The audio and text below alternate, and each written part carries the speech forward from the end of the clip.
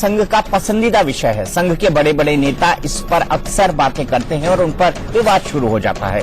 धर्म और राष्ट्रवाद पर अब संघ के सह कार्यवाह डॉक्टर कृष्ण गोपाल ने नया ज्ञान दिया है। उन्होंने कहा है, दिल्ली यूनिवर्सिटी के हंसराज कॉलेज में बुद्धिजीवियों और शिक्षाविदों के बीच उन्होंने यह भाषण दिया और कहा, इसकी नई ढंग से उन्होंने डेफिनेशन दी। इंटेलेक्चुअल्स और एकेडमिशियंस नाम की एक संस्था की पहली सालगिरह में उन्होंने कहा कि राष्ट्रवाद की जो परिभाषा दुनिया भर में चल रही है वो भारत पर लागू नहीं होती। भारत में राष्ट्रभाव है जो हिंदुत्व के दर्शन से निकला है। डॉक्टर कृष्ण गोपाल ने कहा कि धर्म तो सिर्फ हिंदुत्व ही है, बाकी सब मत है जो इंसानों के बनाए गए हैं।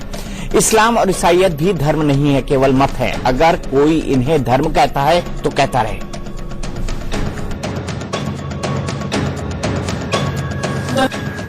हिंदू जो है, मैंने बताया ना, एक शाश्वत प्लेटफॉर्म है, मत अलग चीज है। मैं कबीरपंथी हूं, मैं रैदासी हूं, ये अलग है। मैं रामानंदी हूं, मैं रामानुजाचार्य को मानता हूं, मैं यज्ञ करता हूं, मैं आर्य समाज को मानता हूं, मैं रामकृष्ण को, ऐसा अलग अलग मत अलग है। धर्म वो है जो सबके लिए कॉमन है, सबके लिए जो ग्राह्य है वो धर्म। अपना व्यक्तिगत वो मत या संप्रदाय सामान्य, ये बात। और जो ईसाई है ये मत है, वैष्णव है मत है, इस्लाम है एक मत है। लेकिन हिंदू जो है जो सबको लेकर चलता है, इसलिए हम उसको कहते हैं ये धर्म है बस। लेकिन ये सब कह भी सकते हैं, नहीं भी कह सकते, ये स्वतंत्रता भी है। इसमें कोई ज्यादा विवाद अपने को नहीं खड़ा करना। कोई कहता है मुसलमान धर्म, ईसाई धर्म, तो हमको आपत्ति नहीं। लेकिन है ये मत, क्योंकि एक व्यक्ति ने दिया, एक मत है वो। एक व्यक्ति एक पुस्तक वाले, उसको लोग मत बोलते हैं।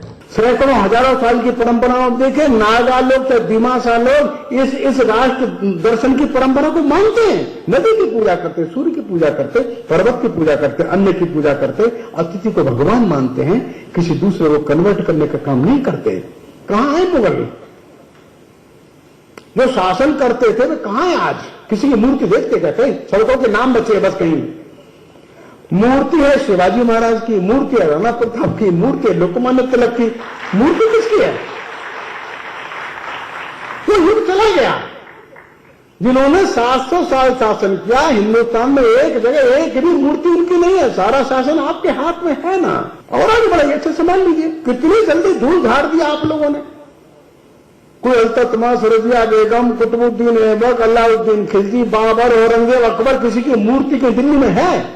नहीं है ना। आपका शासन है। और अच्छे से बढ़िए, जो रह गए उनको हटाइए। जो इस तरीके का बयान है वो मुझे लगता है कम इल्मी पर मबनी है।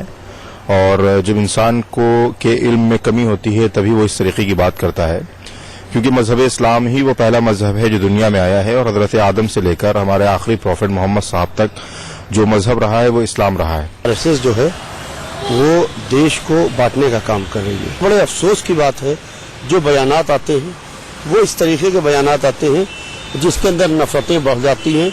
इंसानियत के लिए सब मिलकर काम करें। हिंदू और मुसलमान उसी के ईसाई के लिए काम न करें। तो टुनाइट विद दीपक चौरसिया में आज का बड़ा सवाल है कि हिंदुत्व ही धर्म है और बाकी सब मत हैं। इस्लाम और ईसाईयत दोनों मत हैं, क्योंकि एक व्यक्ति के द्वारा शुरू किए हुए हैं। यह कहना है डॉक्टर कृष्ण गोपाल का, जो आरएसएस के एक प्रमुख व्यक्ति हैं, आरएसएस में बीजेपी के इंचार्ज भी हैं। सवाल यह है कि यह बात कहने की संघ को जरूरत क्यों पड़ी। इसी बात पर बड़ी बहस होगी। हमारे साथ बीजेपी के national spokes person Prem Shukla ji हैं, हमारे साथ प्रेमचंद मिश्रा जी हैं जो कि कांग्रेस के नेशनल स्पोक्स पर्सन है, संगीत रागी जी हैं, आरएसएस के थिंकर हैं, आध्यात्मिक गुरु श्री पवन सिन्हा जी हमारे साथ हैं, मौलाना अंसार रजा जो कि प्रेसिडेंट है गरीब नवाज फाउंडेशन के, वो हैं, फादर सोलोमन हैं जो कि धर्मगुरु हैं। ये तमाम लोग हमारे साथ मौजूद हैं। और सबसे पहला सवाल मेरा संगीत रागी जी से होगा, क्योंकि पूरी की पूरी बहस इसी आधार पर टिकी है। संगीत रागी जी, मुझे बताइए कि ये नया राग संघ को छेड़ने की क्या जरूरत थी? बचपन से तो हम यही पढ़ते हैं, मजहब नहीं सिखाता आपस में बैर रखना। अब आपने इस मजहब को हिंदू, मुस्लिम, सिख, ईसाई, ये सब धर्म है, मजहब है। को जानते हैं, तो इसलिए हमें दुनिया को सनातन कहा जानने जा की रहा है। जरूरत नहीं है। इसलिए धर्म कह हम रहे तो हैं। आपसे और सिर्फ एक श्रेष्ठ बात पंथ पूछना कह रहे चाहते हैं। हैं, इसीलिए रागी जी समझिए, बताएं और आप हम बताइए आपको- कि हम आप इस्लाम इस को- हिंदू का पाठ हम- पढ़ा रहे हैं हम मुल्क इस्लाम को को, छोटा नहीं एक कर रहे हैं। मंदिर में आपकी हम तमाम इस्लाम हिंदू की अवमानना जातियां नहीं खड़े कर रहे होकर हैं। पूजा नहीं कर सकती। हमारे यहाँ मस्जिद में एक ही सब में खड़े हो गए महमूद यार, मैं क्या ना कोई बात कर बंदा रहा हूं, रहा, क्या ना कोई बात कर बंदा रहे हैं? नवाज। धर्म उसको कहते हैं जो अरे सबको आप एक समान देवबंदी के पीछे नहीं देखे। खड़े होंगे अभी कल ही। नहीं, सुन लीजिए, अब इसका भी जवाब सुन देखिए, लीजिए, इसका भी जवाब सुन लीजिए। मैं मस्जिद सुन की बात लीजिए, कर इसका रहा भी हूं। जवाब अब अच्छा खड़ा किया। होना एक अलग चीज हो आप गई, किसी देवबंदी के पीछे, खड़ा होना वहाबी के अलग चीज पीछे हो नमाज गई, पढ़ते हैं। लेकिन देवबंदी शिया हमारे जो है नमाज वो पढ़ सुन्नी के लेता पीछे है। नमाज नहीं पढ़ता, सुन्नी देवबंदी के किसने पीछे कहा नमाज नहीं आपसे? पढ़ता, देवबंदी अहले हदीस के पीछे नमाज नहीं पढ़ता। नमाज नहीं पढ़ सकता। ये मैं आपको पता तमाम नहीं कहाँ मस्जिदों में दिखा से दूंगा। निकाल करके आप लाते कृपा हैं। करके मुंबई आइए, क्यों मैं बहकाते शिया हैं मस्जिद लोगों में को? शिया नमाज पढ़ता है, देवबंदी मुर्गी मोहल्ले की मस्जिद में अरे तो भाई आपके यहाँ भी तो सारी चीजें हैं, सुन्नियों की लेकिन मस्जिद अगर में सिर्फ शिया सुन्नी किसी जाता। सुन्नी की आप आइए मस्जिद में आ मुंबई, जाता है आपको तो दिखाता उसको हूं। भगाया नहीं जाता, मस्जिद तो उसको मस्जिद कहा में जाता है चलता आओ पढ़ो। दीपक जी, ऐसा नहीं है। संगीत जी, मैं एक मिनट गुरु जी को ले लूं, उसके बाद में आपके पास आ रहा हूं। गुरु जी, मुझे बताइए कि ये टकराव का एक मुद्दा हो सकता है कि इतिहास किसका कितना पुराना है। हम इस पर जाएंगे, फादर सोलोमन से भी पूछेंगे कि क्या ईसा मसीह से पीछे क्रिश्चियनिटी का कोई इतिहास है। लेकिन जो इंटरप्रिटेशन इसकी संग करने की कोशिश कर रहा है, संगीत रागी जी ने भी कहा, प्रेम शुक्ला जी ने भी कहा कि भाई ये पहले से ये इंटरप्रिटेशन होता आया है। क्या वाकई इतने पहले से ये इंटरप्रिटेशन है कि हिंदुत्व ही एक धर्म है, बाकी सब मत है? यहाँ पर दो बड़ी महत्वपूर्ण चीजें हैं। पहली चीज ये है कि भारत नव जागरण के काल में प्रवेश कर चुका है। नव जागरण के काल में जब भी कोई समाज प्रवेश करता है तो पुरानी परिभाषाएं टूटती हैं या बदलती हैं, उन्हें नए सिरे से डिफाइन किया जाता है। और यह एक ऐसा वक्त है, पूरी दुनिया में है, केवल भारत में ही नहीं, जहां रिलीजन पर चर्चा हो रही है, खुलकर हो रही है। कंपैरेटिव रिलीजन की स्टडीज के डिपार्टमेंट्स है बहुत सारी यूनिवर्सिटी के अंदर। तो भारत में भी धर्म पर चर्चा तो होगी, ये रुकेगी नहीं, ये निश्चित रूप से होगी। एक बात। दूसरी बात, करोड़ों लोगों ने हजारों वर्ष में बड़ी लोकतांत्रिक व्यवस्था से एक कुछ परंपराएं प्रारंभ करी, अपनी ही परंपराओं में सुधार किया और विकासवाद को मानते हुए एक ऐसी परंपरा प्रारंभ करी जो आज हिंदू धर्म के रूप में जानी जाती है। मूलतः यह एक सनातन परंपरा है जिसका इतिहास मैकॉले पहले कहते हैं 2200 साल, फिर स्वयं उसको बढ़ाते चले जाते हैं। लोकमान्य तिलक का अपना है 25,000 साल पुराना। लेकिन यदि हम उन लोगों की बात को समझें जिन्होंने प्लेनेटोरियम आदि सॉफ्टवेयर से भारत की धर्म परंपराओं को का खुलासा किया है, ये कितनी ओल्ड है, कितनी पुरानी है इसका, तो ये लगभग 60 से 70 हजार साल पुराना है। इतनी पुरानी सभ्यता ये है, संस्कृति ये है। हमें जो पढ़ाया गया वो बिल्कुल सही नहीं है। तो इतनी पुरानी परंपराएं, और इसके रिकॉर्ड्स भी आ रहे हैं, एंथ्रोपोलॉजिकल स्टडीज भी आ रही हैं। वाडिया इंस्टीट्यूट देहरादून का जिक्र करना चाहूंगा। उन्होंने कैलाश का, सुमेरु पर्वत का, आदि आदि के जीवाश्म का बड़ा अच्छे साइंटिफिकली उल्लेख किया है। तो जितना पुराना हिंदू धर्म और सभ्यता है उतना पुराना अन्य कोई धर्म और सभ्यता तो नहीं है। लेकिन मेरी ये समझ में नहीं आता आपकी नजर में है ना कि हम जब धर्म पर बात करें तो हम ये क्यों मान के चलते हैं कि हम अपने धर्म की बात करें तो ये निश्चित रूप से विभाजनकारी है। आप अभी तो मैं आपको बता रहा हूं, सेकुलरिज्म पर पूरी दुनिया में डिबेट चल रही है और सेकुलरिज्म की जो स्टैब्लिश परिभाषाएं हैं वो टूट चुकी हैं आज। तो हमें ये बिल्कुल तय कर लेना होगा और हमें मानना ही पड़ेगा कि जमाना बदला है, खुल के बातें हो रही हैं, खुल के और बात होंगी। 60 से 70 हजार साल पुराना हिंदुत्व है, ये धर्म है। मुझे ये बताइए फादर सोलोमन, क्या भगवान जीसस के पहले हम क्रिश्चियनिटी को देखते हैं? क्या उसकी डेफिनेशन देखते हैं? क्या उसका मूल देखते हैं? क्या उसकी परंपरा देखते हैं? देखिए, जहां तक प्रभु यीशु मसीह का सवाल है, भगवान यीशु मसीह का सवाल है, वो जब आए तो उनसे पहले जो है काफी हजारों साल पहले से उनके आने की तैयारी थी, जिसको हम ओल्ड टेस्टामेंट कहते हैं, जिसमें उसकी तैयारी हो चुकी थी। और ओल्ड टेस्टामेंट में ऐसे कई सारे रेफरेंसेस हैं जो प्रभु यीशु मसीह के आने की भविष्यवाणी करते हैं। लेकिन मैं इस मुद्दे से अलग जो दूसरा मुद्दा सबके सामने रखना चाहता हूं, जहां तक अगर हिंदू धर्म को जीवन पद्धति कहा जाए तो ये सबको सर्वमान्य होना भी चाहिए, क्योंकि हिंदू धर्म जो है एक बहुसंख्यक धर्म है। लेकिन उसके साथ साथ ये जीवन पद्धति के साथ साथ जो भविष्य का जो धर्म है, जो अब आने वाला जो हमारी जो जनरेशन है जिनको ऐसी सोच की जरूरत है, वो ऐसी सोच है कि हम सारी धर्म पर आस्था रखें और उसका सम्मान करें। और जो आने वाला जो धर्म होगा और हमारे जो नई जनरेशन होगी, वो धर्म की जब परिभाषा रखेगी तो उसमें सारे धर्मों के जो अगुवे हैं, जो प्रॉफिट हैं, भगवान हैं, उनके प्रति सम्मान और आस्था सबको रखनी पड़ेगी।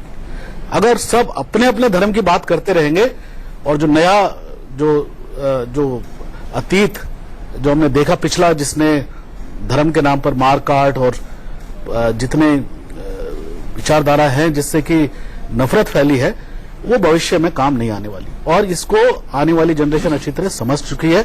इसलिए अगुवों का क्या कारण है कि वो जिस तरीके से धर्म की परिभाषा दे रहे हैं, वो परिभाषा ऐसा हो जो इंक्लूसिव हो, सबकी आस्थाओं को, संप्रदायों को जो है जोड़कर चले और एक ऐसी परंपरा और धर्म की परिभाषा करे जिसमें सारे लोगों को सर्वमान्य हो। सर्वमान्य परिभाषा, फादर ने बिल्कुल भी अच्छी बात कही और उनका यह कहना है कि जिसमें सबसे ज्यादा एक्सेप्टेंस होगा, जिसमें सबसे ज्यादा स्वीकार्यता होगी, जो सबसे ज्यादा एडॉप्टेबल होगा, वही धर्म आगे चलेगा। संगीत रागी जी के पास जाऊंगा, प्रेमचंद मिश्रा जी से शुरुआत करूंगा अगले पार्ट के बहस की, क्योंकि आरएसएस का ये कहना भी है कि अभी तक जो भारतीय इतिहास है, भारतीय दर्शन है, भारतीय संस्कृति है, उसको गलत ढंग से लिखा गया है। क्या ऐसा हुआ है? ब्रेक के बाद। संघ का दूसरा बड़ा बिंदु यह है कि जो इतिहास है अब तक का, उसे गलत नजरिए से रखा गया, उसे गलत नजरिए से पेश किया गया। और खासकर स्वतंत्रता के बाद जिस तरह की शिक्षा नीति हमने अपनाई, जिस तरह की पुस्तकें हमने लाई। सीधा चलता हूं प्रेमचंद मिश्रा जी के पास। प्रेमचंद मिश्रा जी, ये आरोप तो कांग्रेस पर है।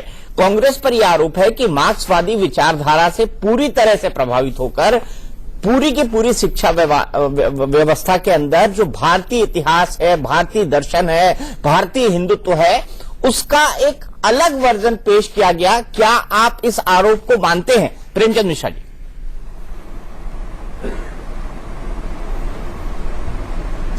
देखिए, इसके लोग जो बातें आजकल कर रहे हैं, मैं ये नहीं समझ पा रहा हूं आखिर इनकी मंशा क्या है। एक तरफ ये कहना कि हिंदुत्व ही एक धर्म है, बाकी धर्म नहीं है, तो ये कहीं न कहीं इंटेंशन क्या है? आप चाहते क्या हैं? सभी धर्मों का मान सम्मान करने में क्या परेशानी है? अगर ठीक है, आप दूसरे धर्म का मान सम्मान नहीं भी करते हैं, तो दूसरे धर्म को आप इग्नोर कैसे कर सकते हैं? उसके अस्तित्व पर क्यों आप सवाल उठा रहे हैं? यह अधिकार आपको किसने दिया? तो इस तरह की बातें संघ परिवार या भारतीय जनता पार्टी से जुड़े लोग ही क्यों करते हैं?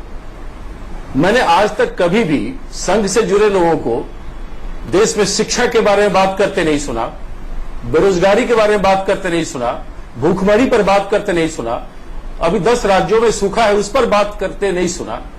ये हमेशा इसी तरह की बात क्यों करते हैं? तो जो देश की मौलिक समस्याएं हैं उस पर आप नहीं बात कर रहे, आप वो बातें करते हैं जिससे अलगाववाद जैसी बातें सामने आती हैं। आप किसी को इग्नोर करना चाहते हैं, आप किसी को दबाना चाहते हैं, किसी पर कोई चीज थोपना चाहते हैं। मैं समझता हूं ये प्रवृत्ति जो है वो बिल्कुल ही खतरनाक है और कहीं न कहीं आपका इसमें एक राजनीतिक एजेंडा होता है जो आप चुनाव के समय करते हैं। अब जो सज्जन ने आज ये भाषण दिया, इससे पहले मैंने, हो सकता है मेरी जानकारी कम हो, मैंने इनके बारे में सुना नहीं, लेकिन जिस तरह की बात उन्होंने की और आपने इसको एक डिबेट का टॉपिक बना लिया, तो उनका पर्पस तो सर्व हो गया। कई राज्यों में चुनाव होने हैं। प्रेमचंद मिश्रा जी, वो उस पर आरएसएस के बीजेपी के इंचार्ज हैं, आपने उनके बारे में, लेकिन जिस तरह की बात उन्होंने की और आपने इसको एक डिबेट का टॉपिक बना लिया, तो उनका पर्पस तो सर्व हो गया।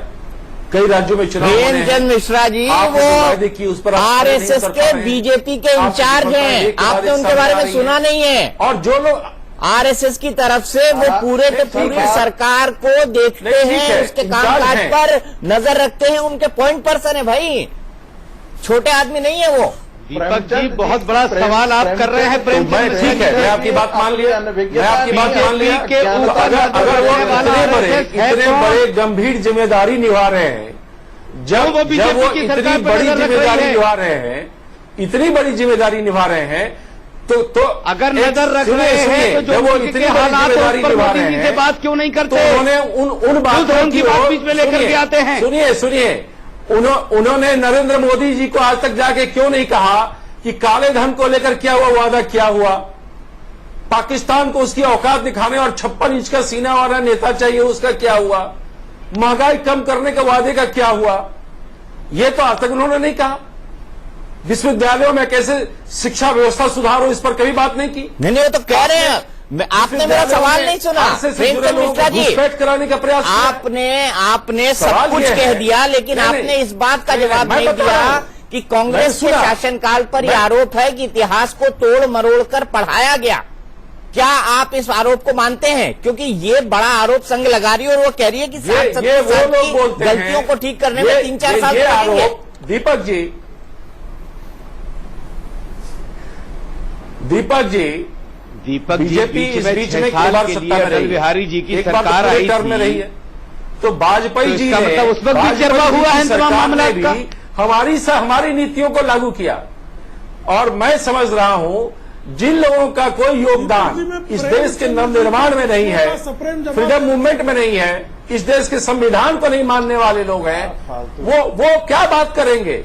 इन्होंने जवाब देना चाहते संविधान को नहीं माना। ठीक है प्रेम शुक्ला जी, प्रेमचंद मिश्रा जी, आपने अपनी बात कही, आपने सवाल का जवाब आप भी नहीं दे रहे। प्रेम शुक्ला जी, क्या आप मानते हैं इस आरोप को? ये बहस में नहीं है। देखिए, चूंकि उन्होंने 3-4 तरह की बातें की, मुद्दा छोड़ के बाकी सारी बातें की हैं। पहली बात तो ये कि ये डॉक्टर कृष्ण गोपाल को नहीं जानते। इससे ये उसी तरह से बात हुई कि जैसे लक्ष्मी का वाहन जो है वो अगर सूर्योदय नहीं देखेगा तो सूर्य नहीं उदित होंगे, ऐसा नहीं है। तो पहले जो है ये उससे उनकी किसी तरह से उनकी महत्ता पर जो है इनको छोटा नाप लेने से उनकी महत्ता आपका विषय हो। दूसरा ये मुद्दा कह रहे हैं, आरएसएस से सुन लीजिए, मैंने आपके पीछे जो है आपकी बात में मैंने जो है जरा धैर्य रखे। हम लोग तो कांग्रेस अध्यक्षा के इटली वाले भाइयों को भी जानते हैं। छोड़िए, आप न जाने, आपका अज्ञान रखने का अधिकार है आपको, मुझे उसमें कोई आपत्ति नहीं है। अज्ञान भी जो है आपके पाकिस्तानी मित्रों को जानते हैं, हम भी आपके पाकिस्तानी मित्रों को जानते हैं। मूल मुद्दा कांग्रेस के बारे में बोलने से पहले आप घोषित के बारे में बोल रहे हैं और आप घोषित के बारे में बोल रहे हैं। तो ऐसे बोलने अनाप शनाप बोलने से काम नहीं चलता है। खुर्शीद और मणिशंकर अनाप शनाप बोलने से काम नहीं चलता है। मोदी जी की सरकार हटाने की बात करते हैं, नहीं। उनकी गठबंधन को भी हम नहीं जानते। जो लोग जॉब करते हैं, नहीं चलेगा, कृपा करके वो काम नहीं चलेगा। आप उन वादों को पूरा जब कांग्रेस और बीजेपी डिबेट होती है, वो डिबेट कभी अंजाम तक होती ही नहीं है। अच्छा, मैं एक दोनों से रिक्वेस्ट करूंगा कि भटके ना, मुद्दा बड़ा है, करना चाहते हैं। प्रलाप भटके ना। प्रेम शुक्ला जी, आप दोनों प्रेम है, प्रेम फैलाना चाहिए आपको। प्रलाप आप कर रहे हैं, ये आपकी पुरानी आदत है। मैंने प्रलाप करना आपकी पुरानी आदत है। दीपक जी, मैं उनका सप्रेम जवाब दे रहा हूँ। आपको ये अधिकार फैलाए जा रहे हैं, नकार दे। मेरे प्रेम को आप कड़वाहट में क्यों परिवर्तित कर रहे हैं? अधिकार आपको किसने दिया? अच्छा, प्रेमचंद मिश्रा जी, मेरे ख्याल से हम मुद्दे पर आ जाए। हम समय की बर्बादी कर रहे हैं और कुछ नहीं कर रहे हैं, एक दूसरे पर आरोप लगाकर। प्रेम शुक्ला जी, आप जवाब दीजिए कि क्या इतिहास को तोड़ मरोड़ कर पेश किया गया है?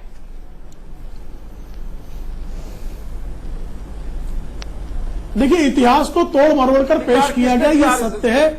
साम्यवादियों ने इतिहास, शहीद भगत सिंह को आतंकवादी, इनके इतिहास लेख को नहीं बनाया ना। ये सत्य है। आपका कोई नेताजी सुभाष चंद्र बोस के बारे में इतिहास बताया गया, ये सत्य है कि आपको जगह नहीं मिली? प्रभु रामचंद्र जी, सुन तो लीजिए। अब देखिए, फिर बीच में कूद गए।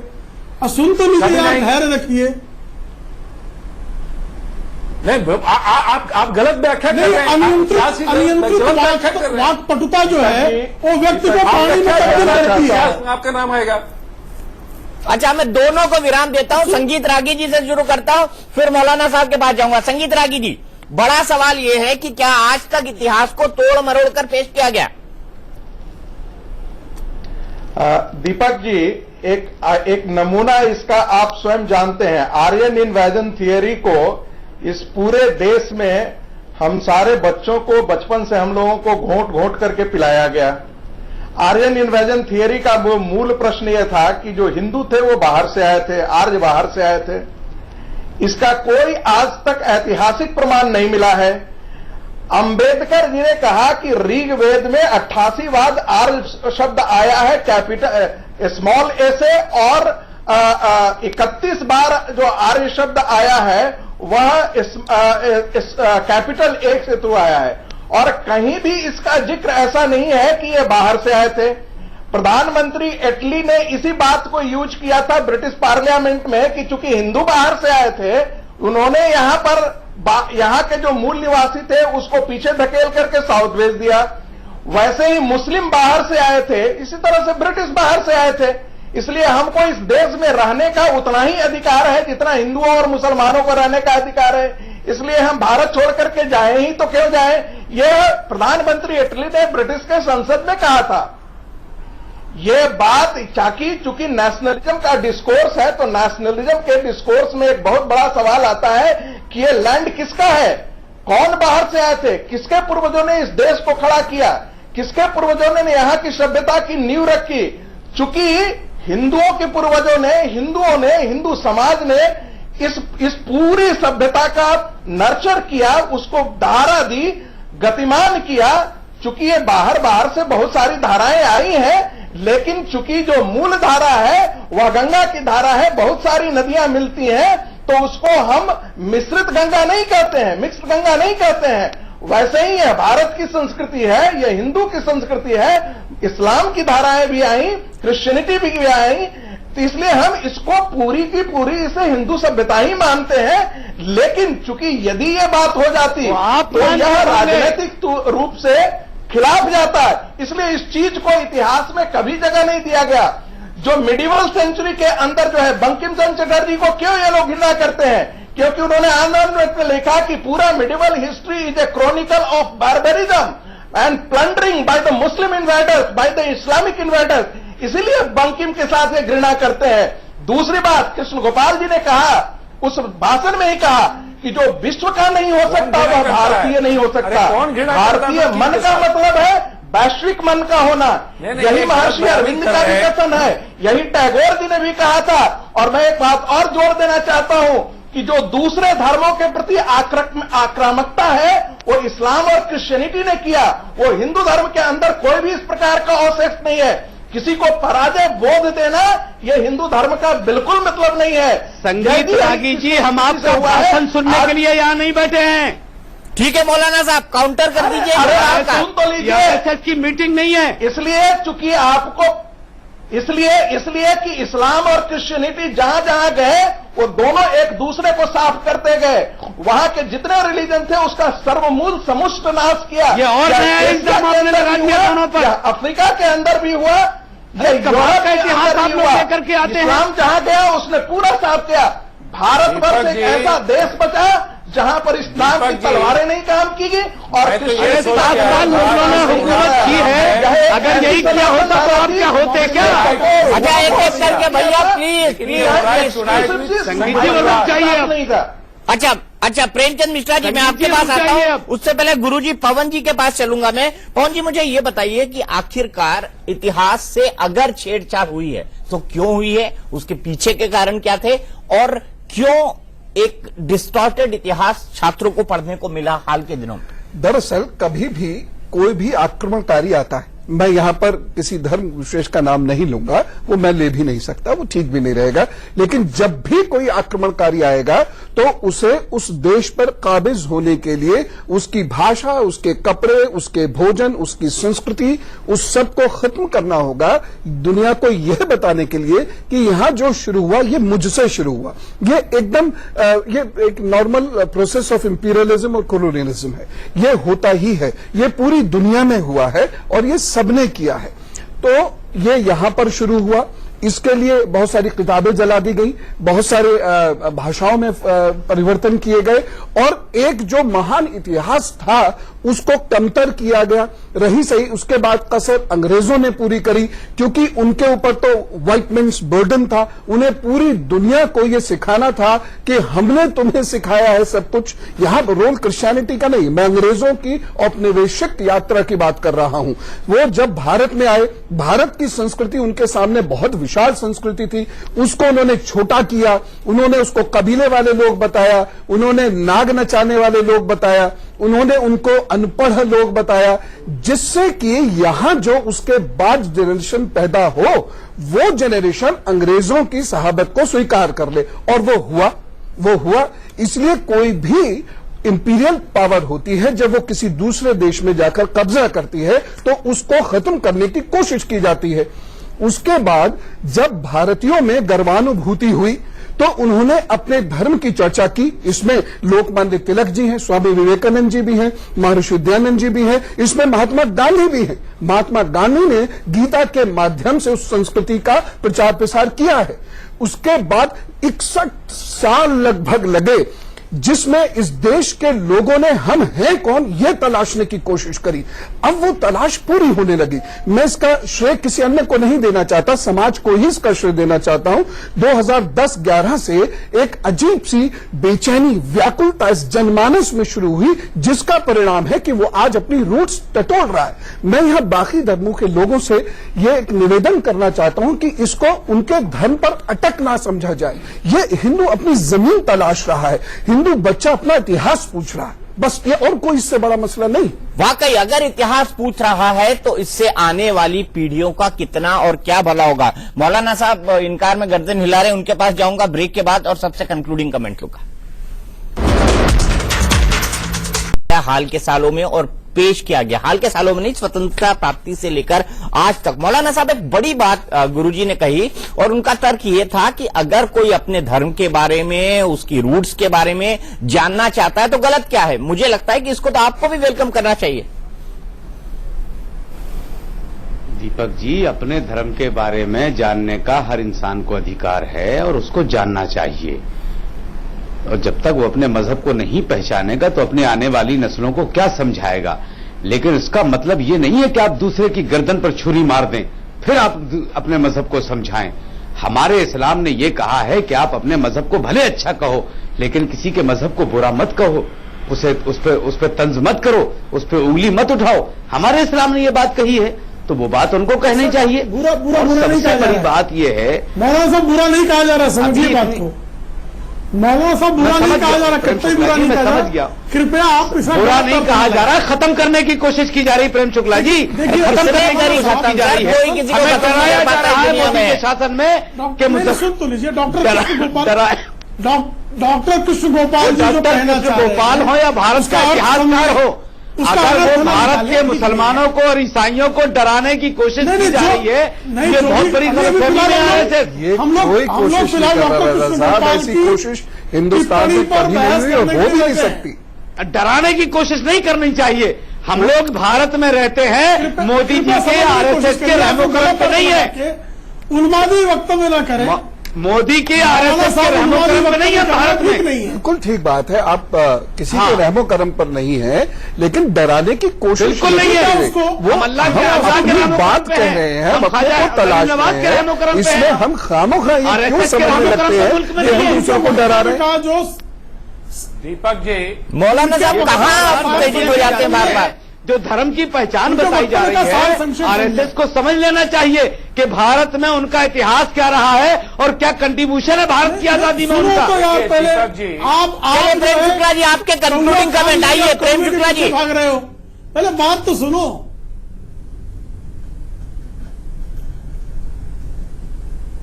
देखिए, धर्म शब्द मूलतः संस्कृत का शब्द है और रागी जी बैठे हैं ना, धारण करना, एक संस्कार को धारण करना। आरएसएस के लिए रागी जी बैठे हैं। रिलीजन अलग शब्द है, बीजेपी की मजहब अलग शब्द है। या फिर आप जो मजहब का अर्थ जब रिलीजन लगाएंगे और रिलीजन का अर्थ बारे में आप अरे यार आप सुनिए तो सही। मुझे लगता है फ्री फॉर ऑल हो गया और मेरे पास वक्त भी खत्म हो गया है, तो इस बहस को मैं यहीं पर विराम देता हूं। लेकिन एक बड़ी बात जो इस पूरी बहस से निकल कर आ रही है वो ये है कि क्या वाकई ये वक्त आ गया है कि हम अपने मूल को जाने, हम अपने रूट्स को जाने, और साथ ही साथ जिस गलत नजरिए से हम आज तक इतिहास को देखते आए हैं, क्या वाकई उसको बदलने की जरूरत है। टुनाइट विद दीपक चौरसिया में आज के लिए इतना ही।